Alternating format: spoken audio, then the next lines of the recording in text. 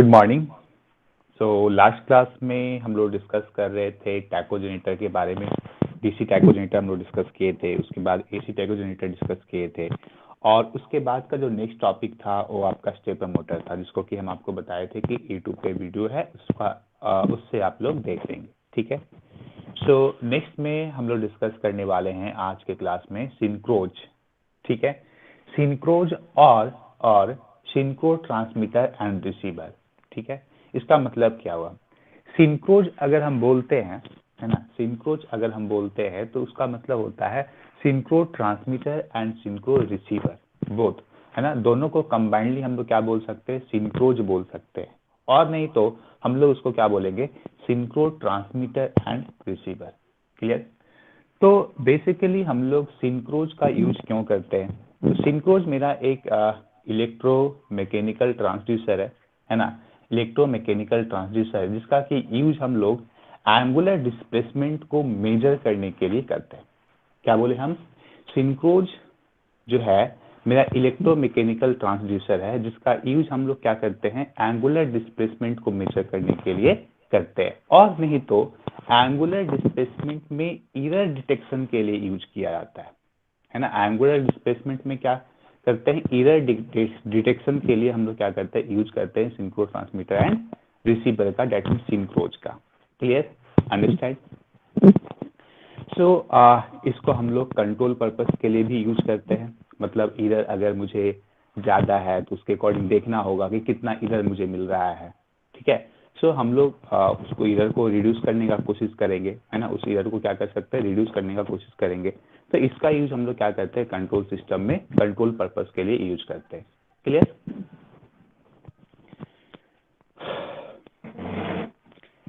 तो synchro transmitter, ठीक है, सिंक्रो ट्रांसमीटर जो होता है, मतलब दोनों का हेल्प लेकर के, दोनों का कंबाइंडली हेल्प लेकर के हम लोग क्या करते हैं? एंगुलर डिस्प्लेसमेंट में जो एरर होता है उसको हम लोग डिटेक्ट करते हैं। ठीक है। वन बाय वन हम लोग डिस्कस करते हैं। सबसे पहले सिंक्रो ट्रांसमीटर।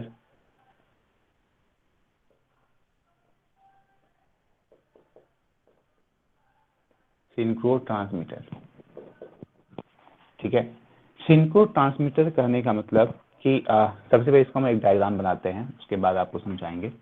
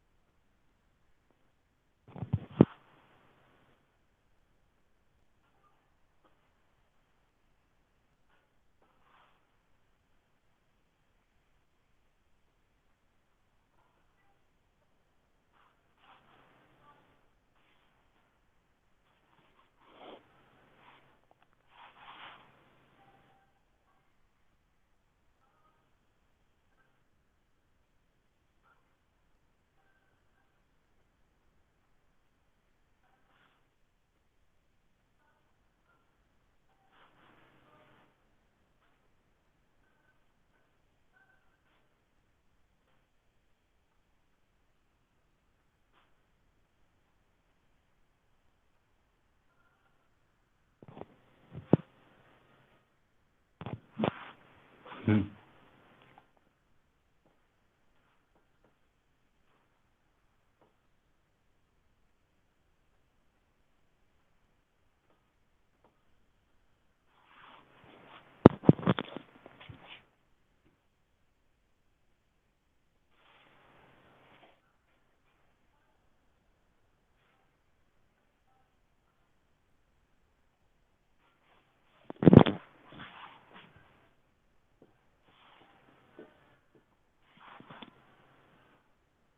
हाँ, ये देखिए, ये आपका स्कीमेटिक डायग्राम है सिंक्रो ट्रांसमीटर का।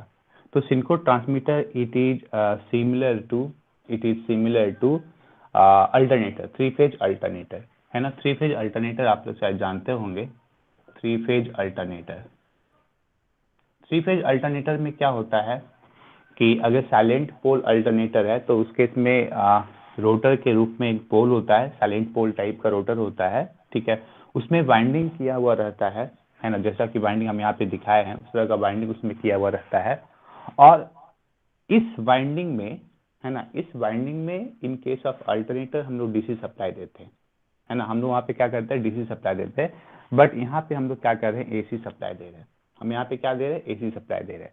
और अगर स्टेटर साइड हम देखेंगे तो स्टेटर साइड में भी आपका थ्री फेज वाइंडिंग होता है, तो यहाँ पे भी आपका थ्री फेज वाइंडिंग है, ठीक है ना। यहाँ पे भी आपका क्या है, थ्री फेज वाइंडिंग है। So its structure is just like A three phase alternator, ठीक है।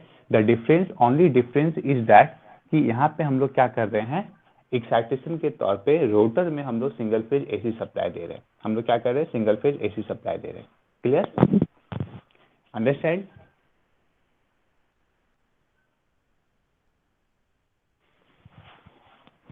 नाउ अगर इसके प्रिंसिपल का बात करें, है ना, अगर इसके प्रिंसिपल का बात करें तो इसका प्रिंसिपल जो है it is just like a transformer, है ना। Principal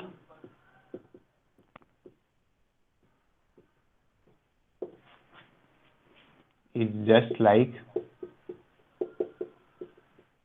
a transformer.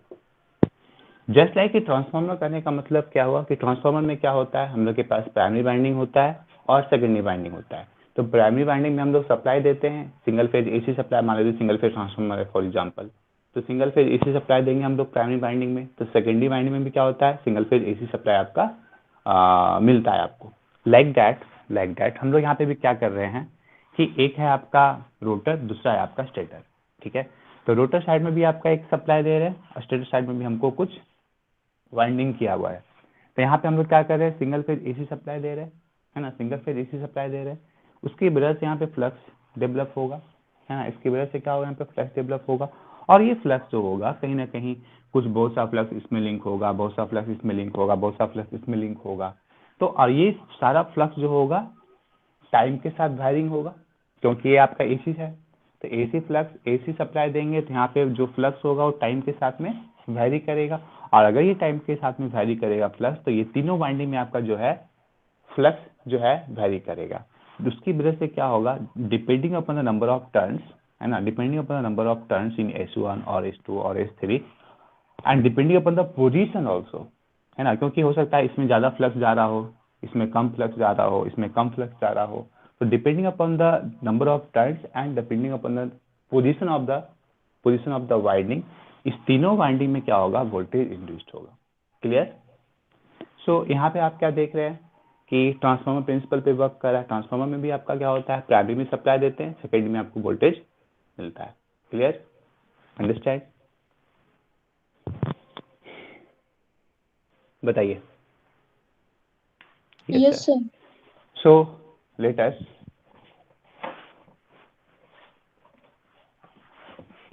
हम लोग अब यहाँ से आगे बढ़ते हैं। कहाँ गया कपड़ा,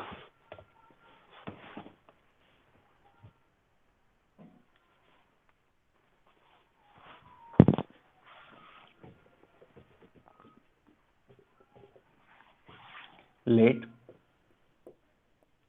ए single phase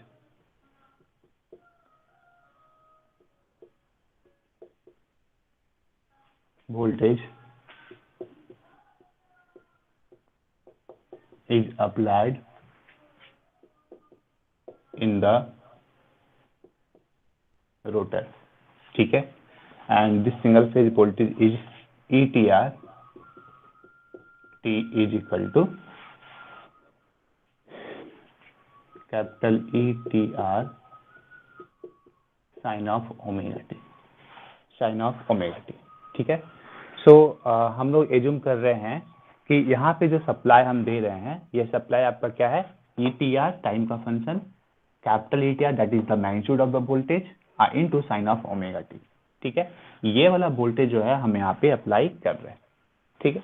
now tell me कि इस वोल्टेज की वजह से फ्लक्स इंड्यूस्ड होगा, है ना, यहाँ पे फ्लक्स डेवलप होगा और ये फ्लक्स H2 के साथ में, H1 के साथ में और H3 के साथ में लिंक होगा, ठीक है। तो इसका जो फ्लक्स होगा, maximum flux will pass through this, है ना, maximum flux will pass through this this binding. तो अगर हम लोग H2 में निकालना चाहेंगे कि H2 में कितना वोल्टेज इंड्यूस्ड मिलेगा, तो उसको हम लोग फाइंड आउट कर सकते हैं। ये आपको कितना मिलेगा, E/N, ठीक है, E/N that is equal to क्या होगा, टेल मी, बता सकते हैं, बता सकते हैं E/N क्या होगा?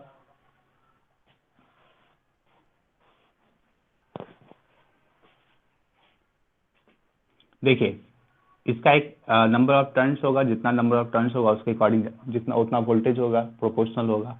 सो नंबर ऑफ टर्न्स को मान लेते हैं कि K is the number of turns है, ठीक है। So next, this K into capital ETR sine of omega T. जैसे कि देखिए, ये जो फ्लक्स है आपका, यहाँ पे हम वोल्टेज दिए, उसकी वजह से जो फ्लक्स होगा, ये फ्लक्स का डायरेक्शन क्या होगा, इस तरह से होगा, है ना। और ये फ्लक्स डायरेक्टली लिंक होगा इस बाइंडिंग के साथ में, ठीक है ना, इस बाइंडिंग के साथ में डायरेक्टली लिंक होगा। सो यहाँ पे हम लोग क्या लिखेंगे, K ETR sine of omega T. Like that, अगर हम S1 के लिए निकालना चाहेंगे, E/S1N, तो E/S1N के लिए अगर हम देखें, तो ये जो फ्लक्स है, ये फ्लक्स का अगर हम कंपोनेंट इस डायरेक्शन में निकालेंगे तो कितना मिलेगा, हमको लेना पड़ेगा एंगल, है ना, हमको लेना पड़ेगा एंगल। सो यहाँ से एंगल हम लोग लेंगे ये वाला एंगल, है ना। तो बताइए, ये 90 हो जाएगा और ये कितना हो जाएगा, 30, 120, लेकिन क्लॉकवाइज में है ना, क्लॉकवाइज में है, तो हम लोग इसको क्या लिखेंगे, एंटी क्लॉकवाइज में एंगल कितना हो जाएगा, 240, क्लॉकवाइज में एंगल कितना होगा, -120, ठीक है। सो हम लोग यहाँ पे लिख सकते हैं K ETR sine of omega T into cos 240। बताइए, समझ में आया, टेल मी। हम मान लेते हैं कि ये जो वोल्टेज है ये इंड्यूस्ड हुआ है K ETR sine of omega T. तो यहाँ पे वोल्टेज कितना इंड्यूस्ड होगा, तो इसका कंपोनेंट हम लोग निकाल लेंगे इस वाइंडिंग में, है ना, या इस डायरेक्शन में हम लोग कंपोनेंट निकाल लेंगे।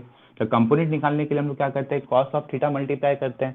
तो ये दोनों के बीच में थीटा कितना होगा, 240। हाँ, ठीक है। नाउ बताइए, ES3N क्या होगा, K ETR sine of omega T into into cos 120, ठीक है। सो ये आपका तीनों का क्या मिल गया, हमको फेज वोल्टेज मिल गया। नाउ हम लोग चाहेंगे तो लाइन वोल्टेज निकाल सकते हैं।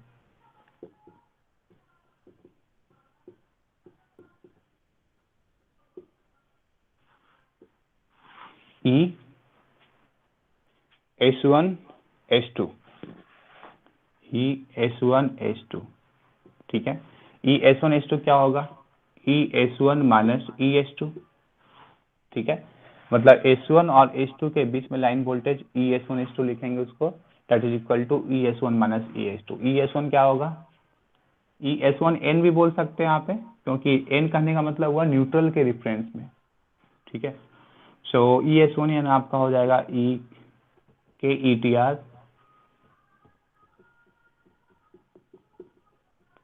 Sign of omega T into cos 240 minus K ETR sine of omega T into cos 120, sorry यहाँ पे कॉस नहीं, S2N, ठीक है। इसको निकालेंगे, इसका वैल्यू फाइंड आउट करेंगे तो आपको वैल्यू मिल जाएगा -1.5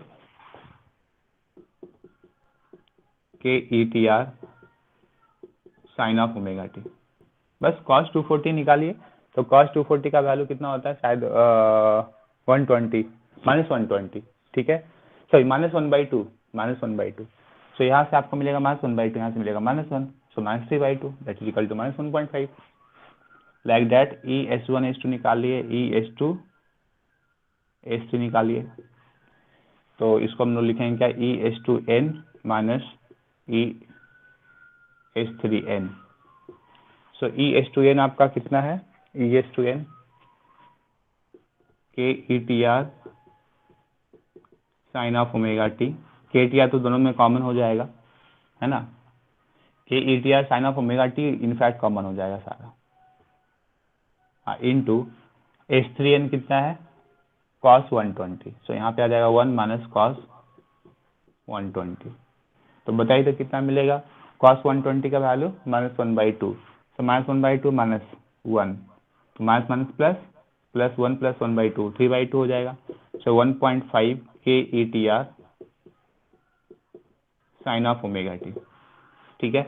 लाइक दैट EH3H1, तो EH3 माइनस EH1 निकालेंगे तो क्या मिल जाएगा, K E T R sine of omega T, ठीक है। H3 के में क्या है cos 120, cos 120 माइनस cos 240, इसको सॉल्व करेंगे तो क्या मिल जाएगा, ये cos 120 माइनस cos 240 का वैल्यू कितना हो जाएगा 0, क्योंकि cos 120 भी -1/2, ये भी आपका -1/2, तो दोनों को माइनस करेंगे तो क्या मिलेगा 0, ठीक है। तो इस तरीके से हम लोग क्या कर लिए, दो वाइंडिंग के बीच में लाइन वोल्टेज हम लोग फाइंड आउट कर लिए। क्लियर, इसमें कोई दिक्कत?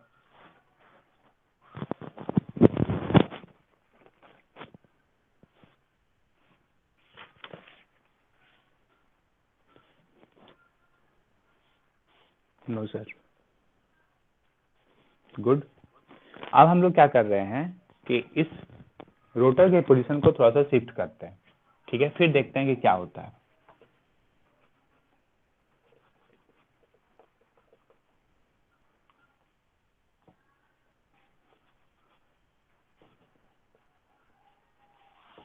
रोटर के पोजीशन को हम लोग शिफ्ट कर रहे हैं।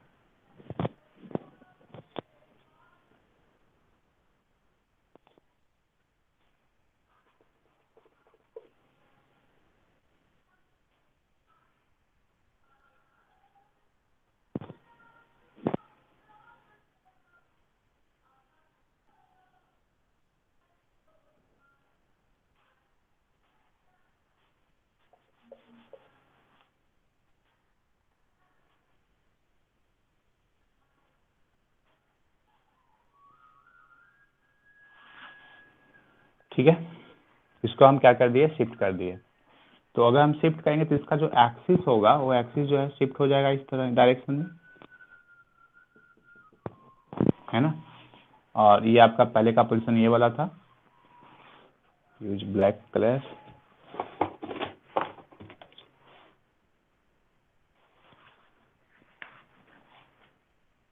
पहले का जो एक्सिस था आपका इस डायरेक्शन में था, और अभी जो एक्सिस है वो आपका इस डायरेक्शन में हो गया।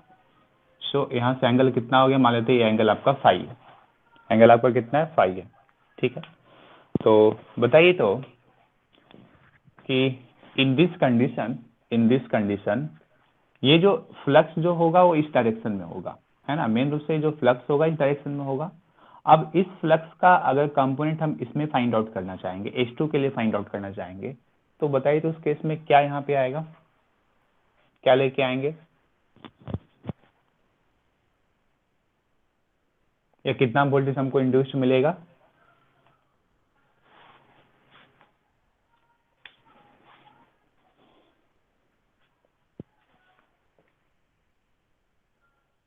Tell me. sin omega T minus 5। फिर से बोलिए।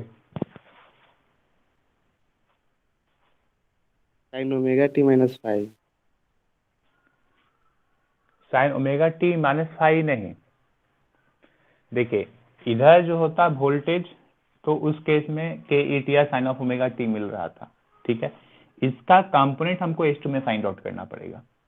जैसे कैसे हम यहाँ पे H2 में वोल्टेज ले रहे थे साइन ऑफ ओमेगा टी, फिर उसके लिए हम S1 का कंपोनेंट फाइंड आउट कर रहे थे, तो उसके लिए मल्टीप्लाई कर रहे थे cos 240, फिर इसके लिए फाइंड आउट कर रहे थे तो cos 120, ठीक है। लाइक दैट मेन रूप से फ्लक्स जो होगा इस डायरेक्शन में होगा, तो इस फ्लक्स का कंपोनेंट इसमें फाइंड आउट करेंगे तो cos फाई आएगा, है ना। तो जो वोल्टेज मिलेगा यहाँ पे into cos phi, that will be the voltage induced in S2, है ना, वो आपका S2 में इंड्यूस्ड होगा वोल्टेज। तो हम लोग क्या लिखेंगे, E S2n is equal to K ETR sine of omega T into cos five, into cos five. बात समझ में आया कि नहीं? कॉस फाइव यहाँ पे क्यों आया?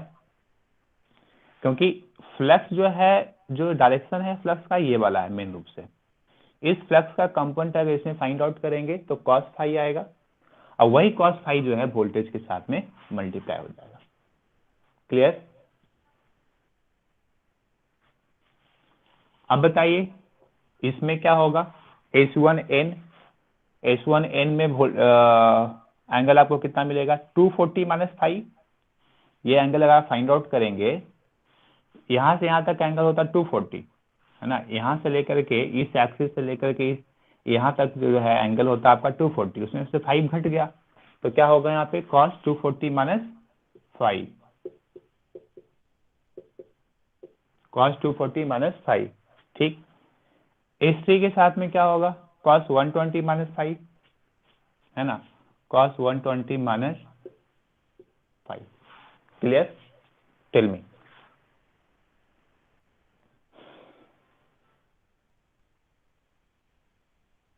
समझ में आया?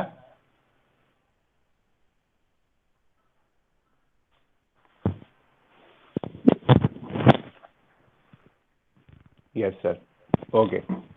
सो अब हम लोग फाइंड आउट करते हैं क्या, लाइन वोल्टेज। लाइन वोल्टेज क्या होगा S1 S2 का,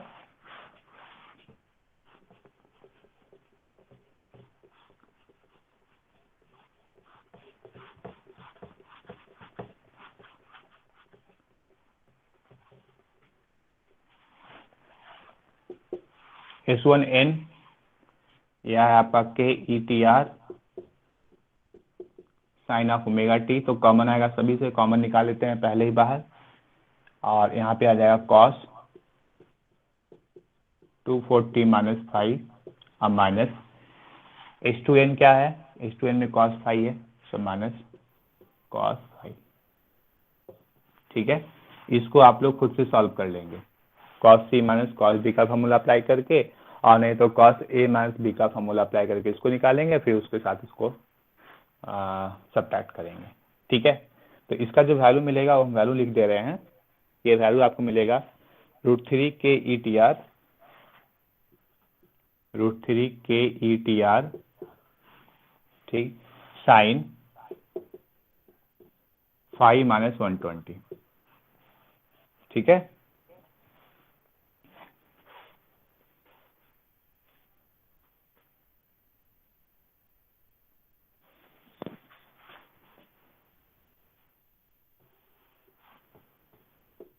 sign of omega T into sine 5 minus 120, ये आपको मिलेगा इसका वैल्यू। ठीक है, और अगर इसका हम लोग मैग्नीट्यूड फाइंड आउट करेंगे, S1 S2 का मैग्नीट्यूड फाइंड आउट करेंगे, तो टेल मी, अगर सपोज ये वाला है, मान लेते हैं ये वोल्टेज है फॉर एग्जांपल, ठीक है, इसका अगर मैग्नीट्यूड आपको बोलेगा कि बताइए इसका मैग्नीट्यूड क्या होगा, तो आप क्या बोलेंगे, इसमें मैग्नीट्यूड क्या होगा इसका, टेल मी। इस इक्वेशन से अगर आपसे कोई पूछे कि बताइए इसका मैग्नीट्यूड क्या होगा, तो आप क्या बताएंगे, क्या होगा?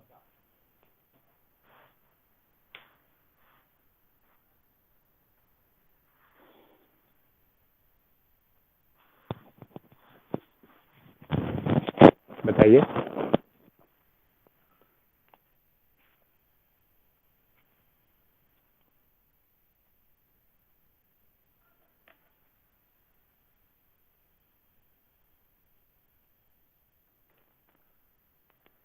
एनीवन?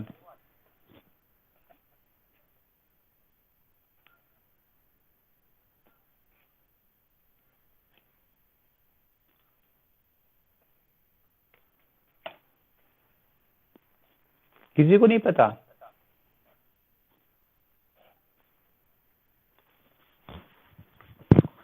मैग्नीट्यूड क्या होता है, मैग्नीट्यूड यही वाला ना होता है, ETR। हाँ, इसका मैग्नीट्यूड आपसे बोलेगा तो मैग्नीट्यूड क्या होगा, ETR। ठीक है, सो E S1 S2 में अगर मैग्नीट्यूड पूछेगा तो साइन ऑफ ओमेगा टी हट जाएगा, बाकी आ जाएगा √3 KETR साइन ऑफ 5 माइनस 120। सो ये आपका आ जाएगा √3 KETR साइन 5 माइनस 120 हो गया। ठीक है, नाउ अगेन हम लोग फाइंड आउट करेंगे ES2S3। तो इसको हम लोग लिखेंगे क्या, ES2N माइनस ES3N। ES2N आपका क्या होगा, KETR sine of omega t cos 5 minus S3N क्या होगा,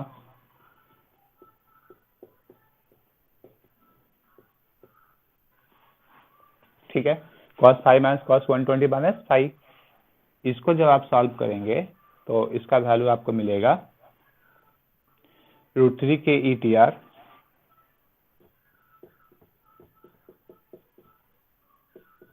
sign of omega T into sine 60 minus 5, sine 60 minus 5। ठीक है, हाँ, इसका मैग्नीट्यूड फाइंड आउट करें तो क्या मिलेगा, ES2S3 sign of omega T हट जाएगा तो आपको मिल जाएगा √3 KETR sine 60 minus 5, sine 60 minus 5। Clear, understand. Now अब हम लोग फाइंड आउट करते हैं ES3S1। तो ES3N माइनस ES1N। ES3N क्या होगा, S3N KETR sine of omega t cos 120 minus 5। कुछ नहीं है, बस आपको फाइंड आउट करना है cos 5। ठीक है, इसको जब आप सॉल्व करेंगे तो आपको मिल जाएगा साइन 180 माइनस 5। ठीक है, so √3 KETR sine of omega T into cos या sine sine 180 minus 5, sine 180 minus 5। Magnitude find out करेंगे तो क्या आएगा, ES3S1 √3 KETR साइन 180 माइनस 5। ठीक है, ये आपको मिल जाएगा तीनों लाइन वोल्टेज। ठीक है, S1 S2 S2 S3 and S3 S1, ये तीनों आपको क्या मिल गया, लाइन वोल्टेज मिल गया। क्लियर, बताइए यहां तक समझ में आया।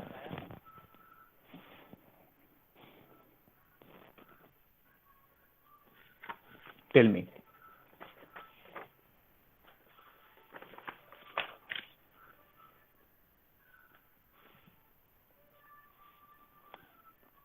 Yes sir. अब बताइए, तो अगर आपसे पूछे कि इस तीनों का जो मैग्नीट्यूड मिला है S1 S2 S2 S3 and S3 S1, ठीक है, ये तीनों में अगर फेज डिफरेंस अगर आपको बोलेगा फाइंड आउट करने के लिए, तो तीनों का फेज डिफरेंस कितना है बता सकते हैं, तीनों वोल्टेज के बीच में, मतलब इसके बीच और इसके बीच और इसके बीच कितना का डिफरेंस है,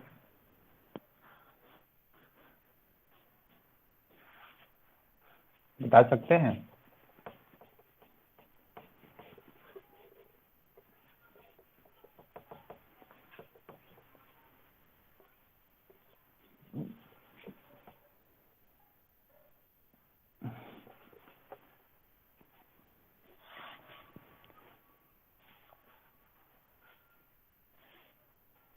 बता सकते हैं, चलिए, नहीं फाइंड आउट करने आ रहा तो आप देखिए, इसको माइनस करके देख लीजिए ना, 5 माइनस 120, 5 माइनस 120 और माइनस 60 माइनस 5, देखिए तो कितना मिल रहा है, 5 minus 120 minus 60 plus 5, 5 cancel out हो गया,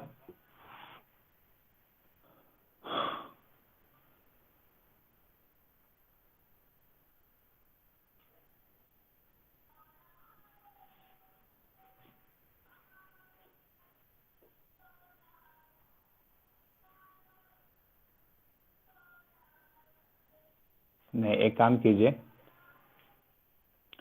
5 माइनस 120 है, इसको थोड़ा सा चेंज करके लिखना पड़ेगा।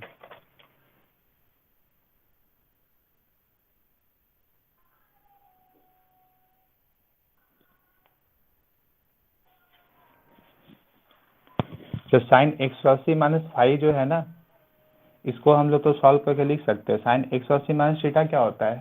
साइन थीटा, सो √3 K E T R sine 5, ठीक है। 5 माइनस 120। अच्छा, इसको चेंज करना है मुझे, 60 माइनस 5 को, 60 माइनस 5 को हम चेंज करके लिख सकते हैं, ठीक है। 60 माइनस 5 को हमको चेंज करके लिखना है, तो क्या लिखेंगे हम लोग, कैसे फाइंड आउट कर सकते हैं?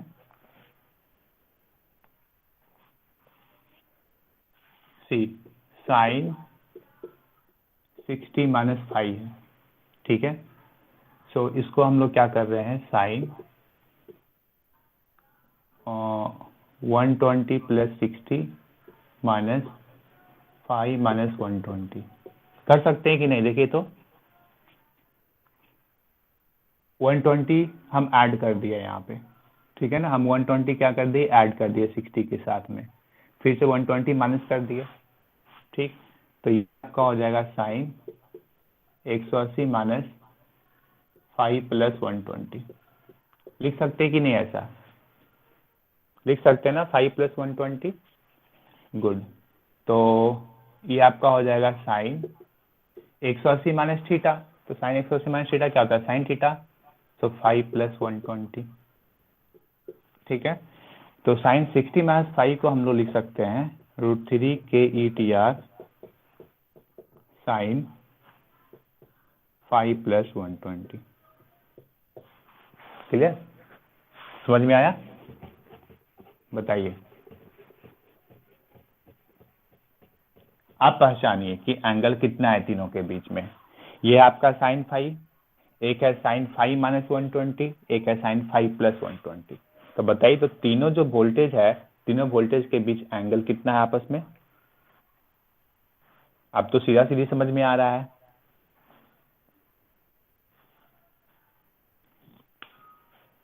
क्या 120 है? Very good. सो तीनों के बीच में क्या है, आपका एंगल 120 डिग्री है, ठीक है। और तीनों जो वोल्टेज है, तीनों वोल्टेज जो है फाई का फंक्शन है कि नहीं? तीनों वोल्टेज का जो मैग्नीट्यूड हम देखे, that magnitude is the function of phi. And phi का फंक्शन करने का मतलब क्या हुआ कि इसके रोटर के पोजीशन का फंक्शन है ना। फाई आपका क्या है, रोटर का पोजीशन, एंगुलर पोजीशन, ठीक है। एंगुलर डिस्प्लेसमेंट भी बोल सकते हैं, ठीक है। तो फाई जो है आपका एंगुलर डिस्प्लेसमेंट है और एंगुलर पोजीशन है, और इसी एंगुलर पोजीशन का फंक्शन मुझे वोल्टेज मिल रहा है ना। मतलब इसी एंगुलर पोजीशन के अकॉर्डिंग जो है तीनों वोल्टेज जो है मेरे को मिल रहा है। तो अगर हम तीनों वोल्टेज को प्लॉट करेंगे तो मुझे क्या मिलेगा, 3 फेज वोल्टेज मिलेगा, and that 3 phase voltage is the function of phi. That 3 phase voltage is the function of phi, जिसमें से आपका ES3S1 जो होगा रिफरेंस होगा, दैट इज इक्वल टू √3 के टी साइन फाई। मतलब हम यहाँ पे ड्रॉ करना चाहेंगे, सपोज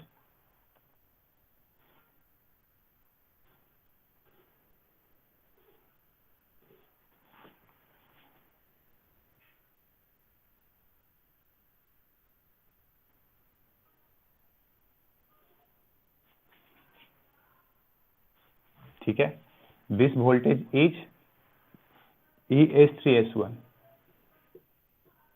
ठीक है। नाउ लीडिंग वाला कौन सा है, लीडिंग वाला है S2S3। तो लीडिंग वाला कैसा होगा, लीडिंग वाला होगा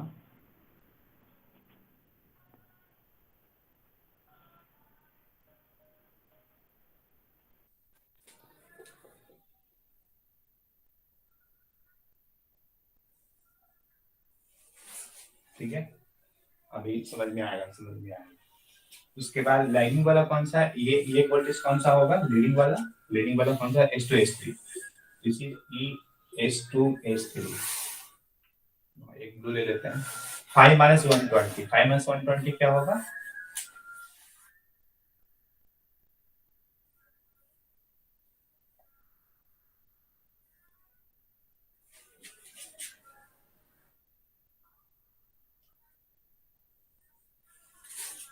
देखिए तो 3 फेज वोल्टेज दिख रहा है आपको कि नहीं?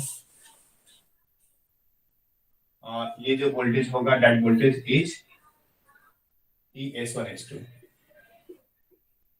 ठीक है। और इसका जो मैग्नीट्यूड होगा, मैग्नीट्यूड ये वाला मैग्नीट्यूड, सबका मैग्नीट्यूड क्या है? बराबर है √3 के ETR, ठीक है। अंडरस्टैंड? तो बताइए सबसे पहली बात, अगर हम वोल्टेज को फाइंड आउट कर ले, है ना, कि सपोज S2 का वोल्टेज मान लेते हैं कि यहाँ पे कुछ है, S2 S1 के बीच में कुछ वोल्टेज है, S1 S2 के बीच में, S1 S3 के बीच में वोल्टेज है, S3 S2 के बीच में वोल्टेज है। तो तीनों वोल्टेज को देख करके हम रोटर का पोजीशन बता सकते हैं कि नहीं? आप तीनों वोल्टेज के पोजीशन को देख, तीनों वोल्टेज के वैल्यू को देख करके हम रोटर के पोजीशन को बता सकते हैं या नहीं? बता सकते हैं ना?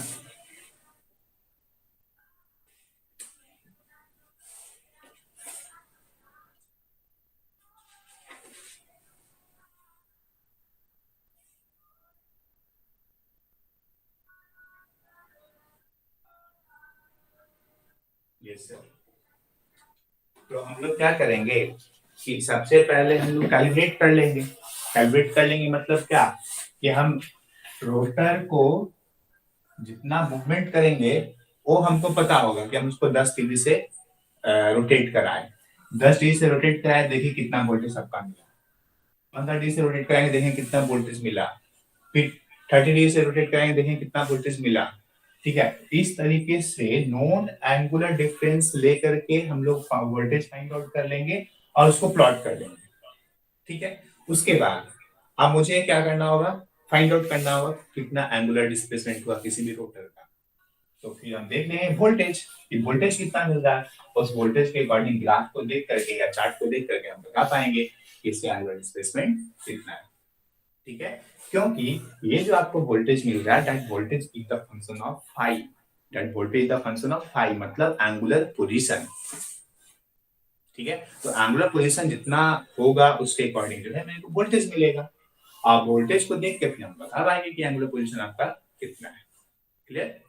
सो सिंक्रो ट्रांसमीटर का यूज हम लोग किसमें कर सकते हैं, एंगुलर पोजीशन को मेजर करने के लिए कर सकते हैं। Clear? Now next is the synchro receiver.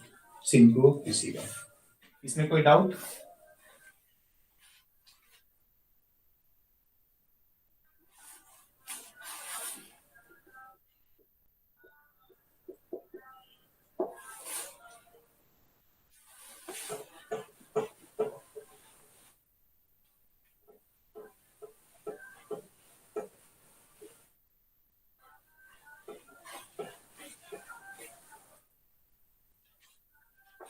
तो सिंक्रो रिसीवर में क्या है बेसिकली,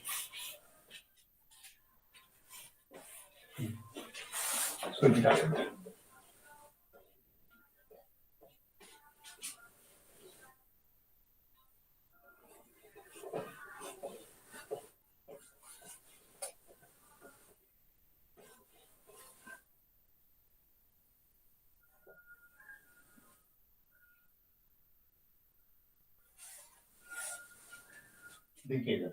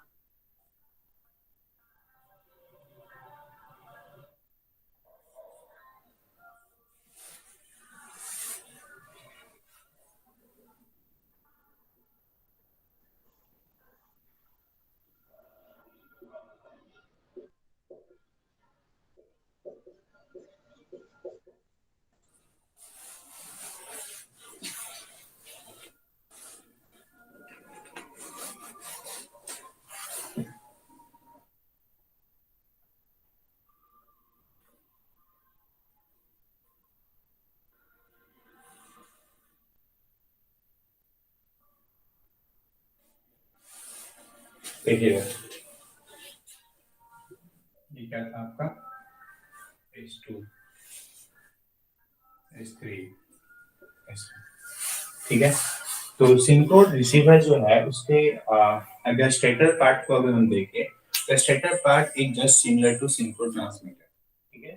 सिंक्रो रिसीवर को अगर हम लोग देखें तो सिंक्रो रिसीवर का जो स्टेटर पार्ट होगा it is just like A synchro transmitter, but rotor is something different, है ना। रोटर आपका क्या होगा, समथिंग डिफरेंट होगा। रोटर आपका किस टाइप का होगा, यहाँ पे सिलिंड्रिकल टाइप का होगा, है ना। रोटर यहाँ पे क्या होगा, सिलिंड्रिकल टाइप का, देख रहे हैं ना, सिलिंड्रिकल टाइप का है। यहाँ पे चारों तरफ जो है सभी जगह पे जो एयर गैप आपका समान है।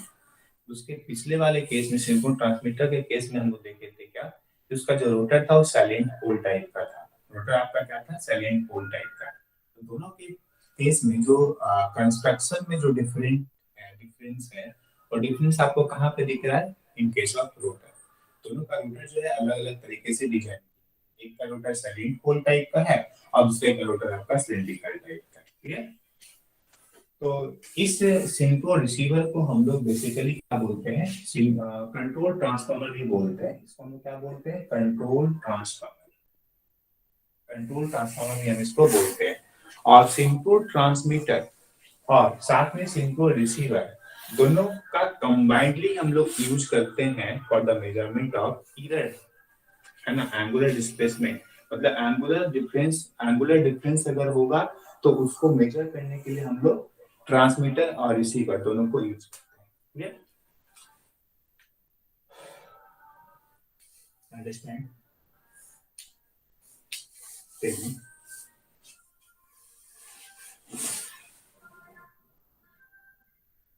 वॉइस कट कट के जा रहा है।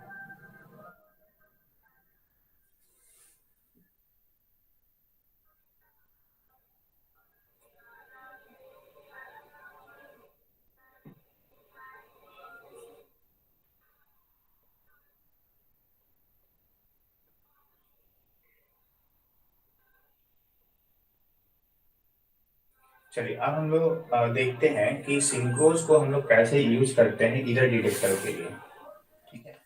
इसको थोड़ा सा समझ लीजिए, इसके साथ ही टॉपिक कंप्लीट हो जाए।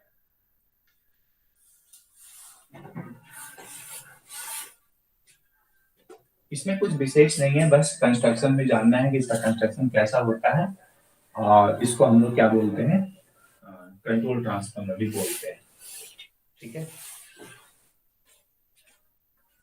सो सिंक्रोज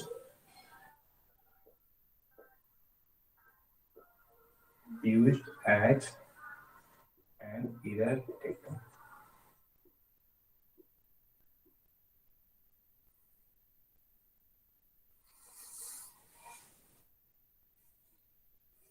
बेटर होगा इसको हेडिंग को आप ऊपर लिखिए।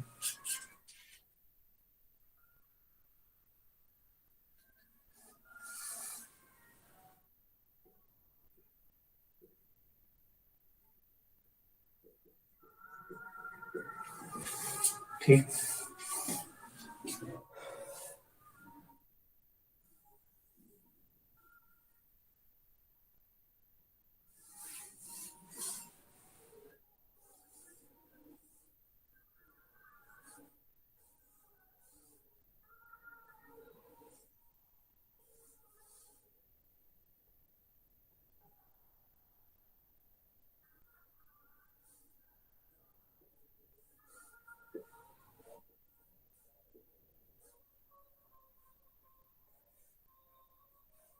ये रिंग टाइप का है, ठीक है, ताकि रोटेट करेगा तो वो हमेशा कनेक्शन होना चाहिए ना, ऐसे तार जो घूम घूम जाएगा, ठीक है।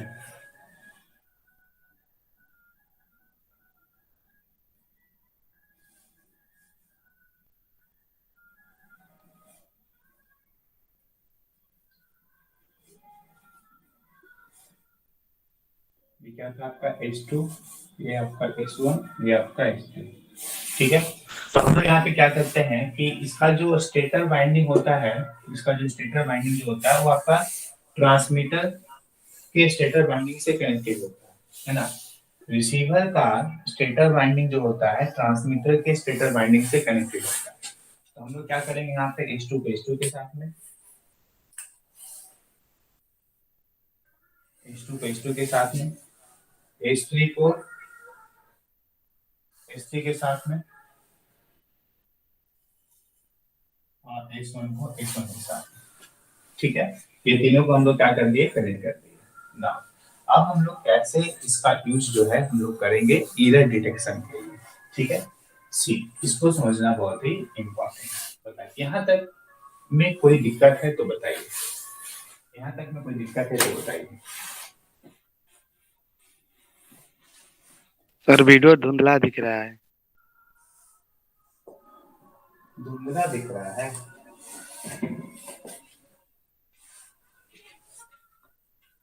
सभी को दिख रहा है ऐसा क्या?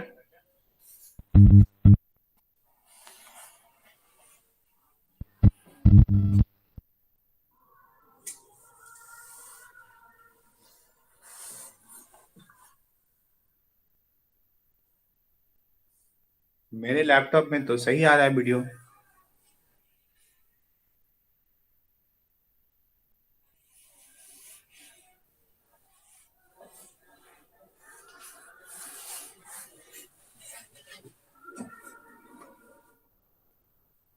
अच्छा कोई नहीं, ज्यादा तो फिगर ही है इसमें, लिखावट तो थोड़ी ज्यादा है नहीं।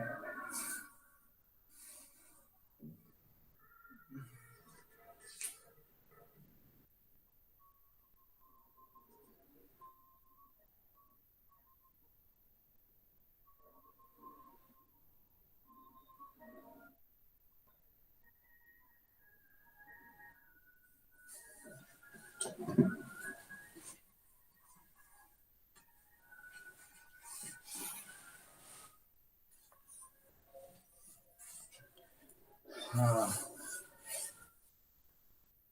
आवाज लगता है आप लोग को अच्छे से नहीं जा रहा था ना। अभी आवाज क्लियर हुआ? चलिए यस सर। इधर ध्यान दीजिए अब। तो यहाँ पे बेसिकली करते क्या है हम लोग, ये यहाँ पे सिंगल फेज एसी सप्लाई देंगे, सिंगल फेज एसी सप्लाई देंगे। ठीक है, तो मान लेते हैं कि ये सिंगल फेज एसी सप्लाई देने से रोटर का पोजीशन जो है ये वाला रोटर का पोजीशन है। ठीक है, तो इस रोटर के पोजीशन के अकॉर्डिंग फ्लक्स का जो डायरेक्शन होगा, रिजल्टेंट फ्लक्स आपका इस डायरेक्शन में होगा, है ना।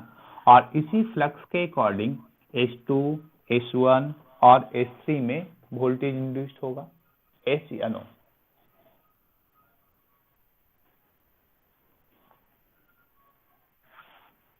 Tell me. Yes sir. हाँ ठीक है, फिर से सुन लीजिए। हम सिंगल फेज एसी सप्लाई दिए, रोटर का पोजीशन मान लेते हैं कि ये वाला है। ठीक है, तो इस रोटर के पोजीशन के अकॉर्डिंग देखा जाए तो रिजल्टेंट फ्लक्स आपको डायरेक्शन इधर मिलेगा, है ना। रिजल्टेंट फ्लक्स का डायरेक्शन किधर मिलेगा, इधर मिलेगा। ठीक, और इसी फ्लक्स के अकॉर्डिंग H2, H1 और H3 में वोल्टेज इंड्यूस्ड होगा। क्लियर?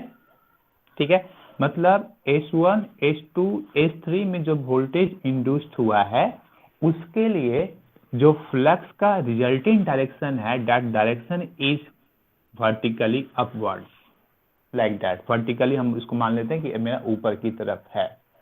ठीक, अब क्या कर रहे हैं कि S1, H2, H3 का ये जो वोल्टेज यहाँ पे इंड्यूस्ड हुआ है, वही वोल्टेज को हम लोग कहाँ पे अप्लाई कर रहे हैं, रिसीवर के स्टेटर में। ठीक है, ये आपका क्या है, सिंक्रो रिसीवर और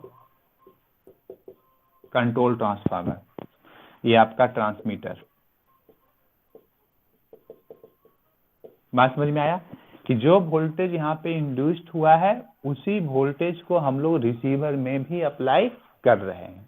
ठीक है, ये वोल्टेज जिस रिजल्टेंट फ्लक्स के लिए डेवलप हुआ था, तो वही वोल्टेज को जब हम यहाँ पे अप्लाई करेंगे तो ये तीनों वोल्टेज मिलके भी आपको एक रिजल्टेंट फ्लक्स का डायरेक्शन देगा। एस या नो? टेल मी।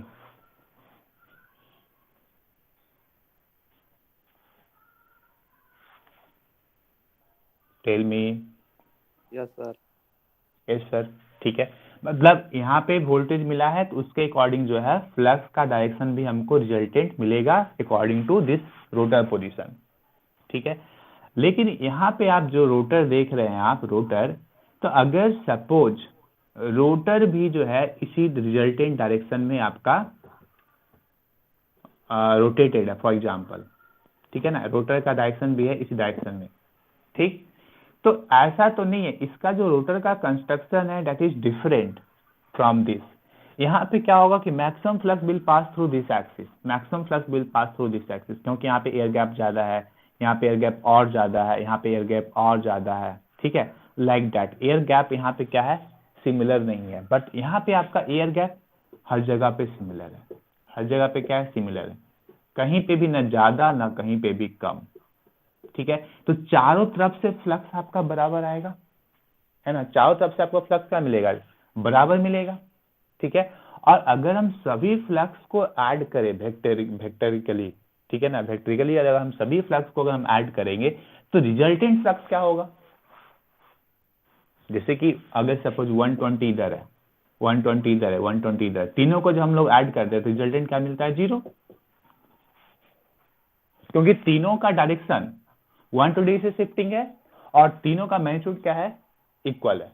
सो यहाँ पे भी आप देखेंगे तो सभी का जो मैग्नीट्यूड है आपका आपस में इक्वल है, सभी का मैग्नीट्यूड आपका आपस में क्या होगा, इक्वल होगा, सॉरी सभी का जो क्या बोलते हैं, सभी में जो एयर गैप है आपका, एयर गैप आपका सब जगह पे इक्वल है, तो फ्लक्स भी आपका जो होगा सब जगह पे समान होगा, मतलब यहाँ पे जितना फ्लक्स पास कर रहा है उसके अकॉर्डिंग देखा जाता है यहाँ पे भी उतनी ही फ्लक्स पास करेगा, ठीक है।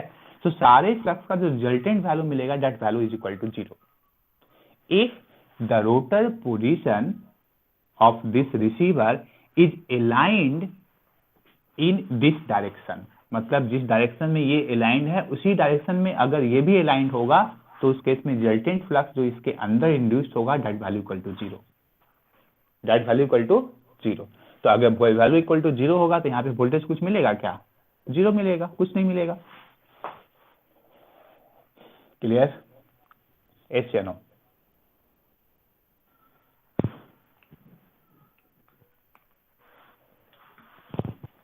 अब अगर सपोज ये रोटर का पोजीशन है, ठीक है, अगर ये एग्जैक्टली रोटर का जो पोजीशन है इस डायरेक्शन में ना होगा तो थोड़ा लेफ्ट हो गया या थोड़ा राइट हो गया, ठीक है ना, थोड़ा लेफ्ट हो गया या थोड़ा राइट हो गया, तब उस केस में क्या होगा कि यहाँ पे रिजल्टेंट वैल्यू 0 नहीं मिलेगा, रिजल्टेंट वैल्यू आपको 0 नहीं मिलेगा क्योंकि दोनों का रोटर पोजीशन अलाइंड नहीं है, पूरा का पूरा एकदम 100% अलाइंड नहीं है, ठीक है। तब उस केस में जो फ्लक्स का जो टोटल सम मिलेगा that value is not equal to 0, that value not equal to 0। तो फ्लक्स का टोटल सम अगर 0 नहीं मिलता है तो यहाँ पे वोल्टेज क्या होगा, इंड्यूस्ड होगा, ठीक है। सो मुझे यहाँ पे क्या मिलेगा, एसी वोल्टेज मिलेगा, ठीक। सो यहाँ पे जो एसी वोल्टेज मिलेगा वो किसके प्रोपोर्शनल होगा, that is the angular difference between the rotor position of transmitter and rotor position of receiver, that is the angular difference of between the rotor position of transmitter and receiver, clear।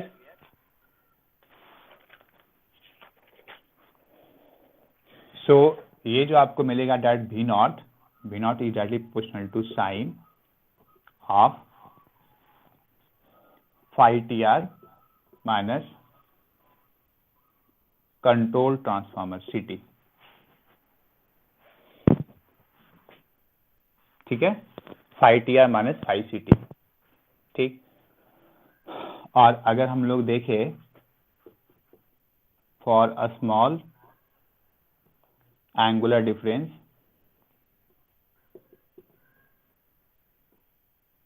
For a small angular difference हम लोग लिख सकते हैं sine phi T R minus phi C t is similar to phi T R minus phi C t, होता है ना, sign वाले term को हम लोग हटा सकते हैं, है ना, स्मॉल अगर फाई टी आर फाई सी टी अगर स्मॉल होगा तो तब उस केस में वी नॉट क्या मिलेगा, V naught is directly proportional to phi T R minus phi C T,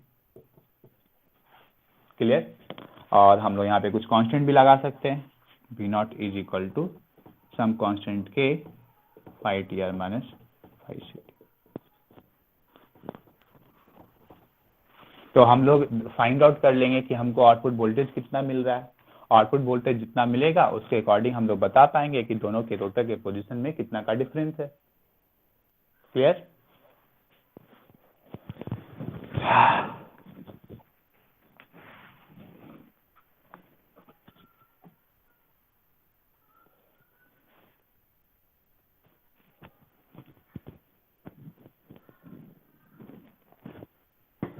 understand?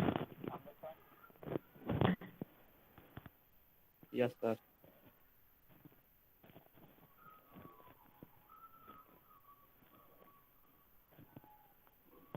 सो यहाँ पे आपका सिंक्रो ट्रांसमीटर और सिंक्रो रिसीवर ये दोनों पार्ट आपका कंप्लीट हो गया।